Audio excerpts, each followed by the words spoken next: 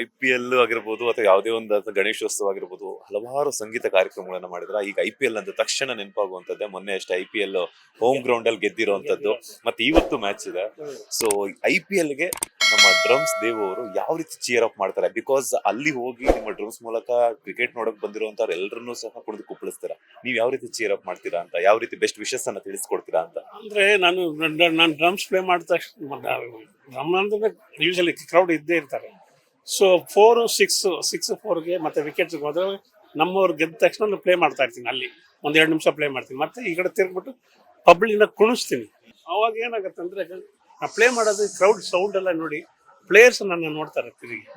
ಎಷ್ಟೋ ಸಲ ವಿರಾಟ್ ನಾನು ಸುಮ್ಮನೆ ಕೂತಿದ್ರೆ ಹಿಂದೆ ತಿರ್ಗ್ಬಿಟ್ಟು ವೈ ಸಿಟಿಂಗ್ ಅನ್ನೋರು. ಅದಕ್ಕಿಂತ ಏನು ಸಂತೋಷ ಬೇಕು ಇಂಟರ್ನ್ಯಾಷನಲ್ ಪ್ಲೇಯರ್ ನಾವು ನೋಡಿ ವಾಟ್ ನೋ ಸೌಂಡ್. ಸೊ ಅದೇನಾಗತ್ತಂದ್ರೆ ನಾನು ಪ್ಲೇ ಮಾಡೋದು ಅವ್ರಿಗೆ ಇನ್ಸ್ಪೈರ್ ಆಗತ್ತೆ, ಅವ್ರು ಮಾತಾಡೋದು ನಾನು ಮತ್ತೆ ಇನ್ನ ಅವ್ರದ್ದು. ಮೊನ್ನೆಲ್ಲ ನಿಂತ್ಕೊಂಡು ಪ್ಲೇ ಮಾಡಿದೆ, ಏನು ಗೊತ್ತೇ ಆಗಿಲ್ಲ ನನಗೆ, ಏನಾಗಿದೆ ನನ್ಗೆ ಗೊತ್ತಿಲ್ಲ. ಕಾಲಿದೆ ಅಂತ ಇದ್ದೀನಿ, ಈಗಲೂ ಹಂಗೆ ಇದ್ದೀನಿ ಅಷ್ಟೇ. ಸರ್ ಯಾವ ರೀತಿ ವಿಶಸ್ ಅನ್ನ ತಿಳಿಸ್ಕೊಡ್ತೀರಾ ಸರ್? ನಿಮ್ಮ ಫೇವರೇಟ್ ಆಟಗಾರ ಯಾರು IPL ಟೀಮ್ ಅಲ್ಲಿ ಅಂತ? ಸರ್ ವಿರಾಟ್ ಕೊಹ್ಲಿನೇ ಸರ್. ವಿರಾಟ್ ಕೊಹ್ಲಿ ನಮ್ಮವರು ಬೇರೆ